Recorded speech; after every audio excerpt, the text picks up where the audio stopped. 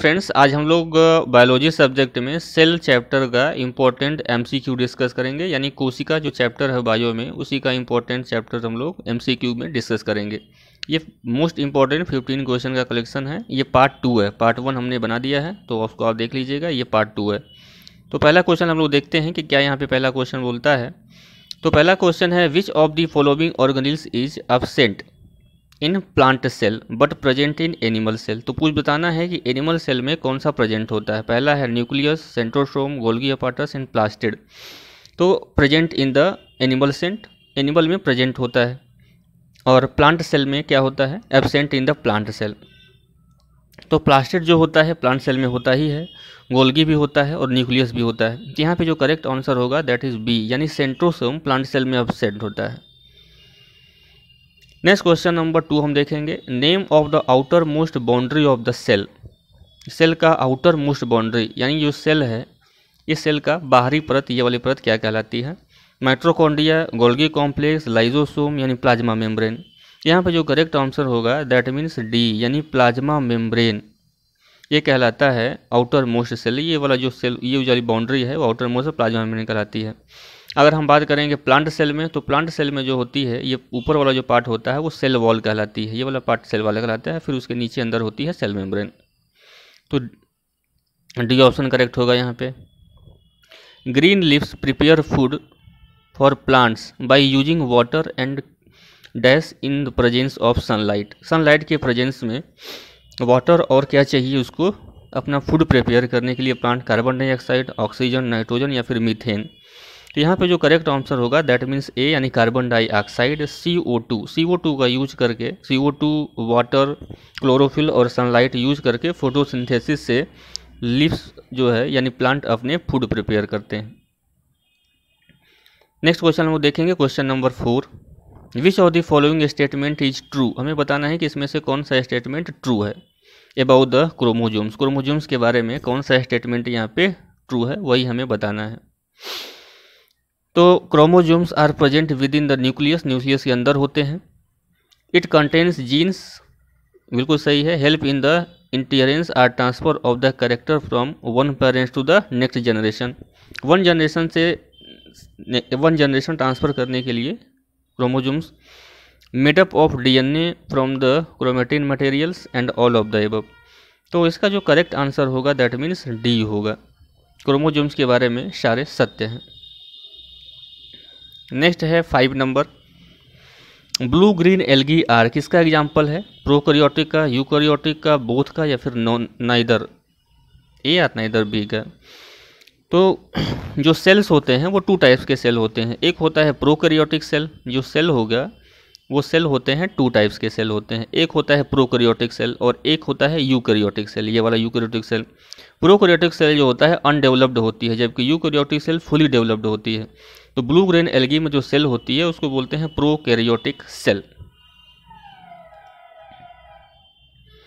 Basic unit of all living organism, सभी जीवों का जो बेसिक यूनिट है वो क्या है। Drop of blood, glucose, set of proteins या फिर सेल। तो करेक्ट ऑप्शन यहाँ पे होगा वो डी होगा, यानी सभी लिविंग ऑर्गेनिज्म का जो बेसिक यूनिट है वो सेल ही होगा। यानी सेल इज ए, ये बेसिक यूनिट होता है और फंक्शनल यूनिट होता है। Cell is a basic, functional and structural unit of life. सभी लाइफ का ये बेसिक भी होता है, स्ट्रक्चरल एंड फंक्शनल यूनिट भी होता है। नेक्स्ट को हम लोग देखेंगे question, plasma membrane is composed of. Question number 7 है, प्लाज्मा मेम्ब्रेन जो है किस चीज़ का मिलकर के बना होता है। जीन्स का, लिपिड का, प्रोटीन और लिक्विड का या कार्बोहाइड्रेट का। ये भी क्वेश्चन कई बार एग्जाम में आए हैं। तो अब यहाँ पे जो करेक्ट आंसर होगा दैट मीन्स सी होगा, प्रोटीन और लिक्विड्स के बने होते हैं plasma membrane. Number D, which of the following statements correct true about the Golgi bodies. Golgi bodies के बारे में कौन सा सही है। पहला है sac like organelles located near the nucleus, it help in the carrying practicals throughout the cell, या फिर all of the above. Golgi body के बारे में ये डी सही होता है। गोल्गी अपार्टस या गोल्गी बॉडी को ट्रैफिक मैनेजर भी कहा जाता है या फिर यातायात प्रबंधक हिंदी में बोलते हैं। Number 9, which of the following statement is true about the nucleus cell organism. Nucleus is not present in prokaryotic cell. Chief component of nucleus are chromatin and nucleus. It contain DNA and other genetic material and all of the above. तो इसका जो correct option होगा that means D होगा, all of the, यानी सभी जो है nucleus के कैरेक्टर्स हैं। Question number 10, which of the following organelles are site of protein synthesis या फिर प्रोटीन प्रोडक्शन या फिर known as a protein factory. Protein factory के रूप में सेल का कौन सा पार्ट जाना जाता है? पहला है राइबोसोम्स, लाइसोसोम्स, माइटोकॉन्ड्रिया या फिर गोल्गी कॉम्प्लेक्स। तो यहाँ पे चारों में से जो करेक्ट ऑप्शन होगा दैट मीन्स ए होगा, यानी राइबोसोम्स। राइबोसोम्स को कहा जाता है प्रोटीन की फैक्ट्री। लाइसोसोम कहता है सुसाइड बैग ऑफ सेल, यानी कोशिका की आत्महत्या की थैली। और माइटोकॉन्ड्रिया कहा जाता है पावर हाउस ऑफ सेल, यानी ऊर्जा गृह। और गोल्गी अपार्टस यानी गोल्गी बॉडी को कहा जाता है ट्रैफिक मैनेजर, यातायात प्रबंधक of cell. Question number 11, which of the following organs cell is present in the plant cell by which they are able to make their own food. कौन सी ऐसी चीज़ें होती हैं जो कि प्लांट अपना फूड प्रिपेयर करता है during the photosynthesis? Centrioles, chloroplast, centrosome या फिर नन ऑफ दिस। तो इसमें जो होता है बी, यानी क्लोरोप्लास्ट की अवेलेबिलिटी में क्लोरोप्लास्ट, यानी बी ऑप्शन यहाँ पे करेक्ट होगा। Number 12, what is the functional unit of chromosomes. Chromosomes का फंक्शनल यूनिट क्या है? आरएनए, डीएनए, जीन्स या फिर नन ऑफ द एबव।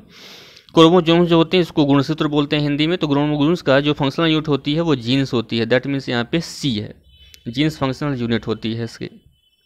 और यही क्या करता है जीन्स, एक पीढ़ी से दूसरी पीढ़ी में अनुवांशिक गुण को यानी कैरेक्टर को ट्रांसफ़र करता है।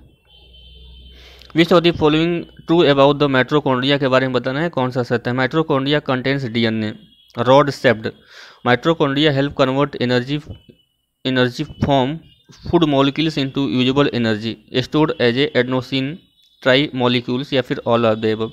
तो इसमें जो करेक्ट आंसर होगा दैट मीन्स डी होगा, यानी all of the above. Mitochondria जो कि अबाउट ट्रू हैं ये सभी माइटोकॉन्ड्रिया के संदर्भ में सही हैं।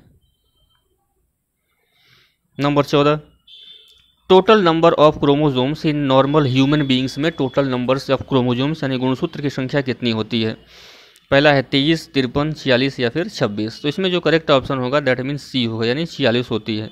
23 जोड़े गुणसूत्र अवेलेबल होते हैं और इसको गुना करेंगे तो 46 होंगे। टोटल नंबर ऑफ गुणसूत्र कितने होंगे? 46 होगा। टोटल नंबर ऑफ क्रोमोजोम्स 46 होगा।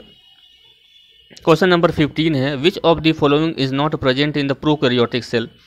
प्रोकैरियोटिक सेल में अवेलेबल नहीं होता है। हम जानते हैं कि प्रोकैरियोटिक सेल जो होती है अनडेवलप्ड सेल होती है। इसमें न्यूक्लियस मेम्ब्रेन, माइटोकॉन्ड्रिया, लाइसोसोम या फिर ऑल ऑफ द एबव।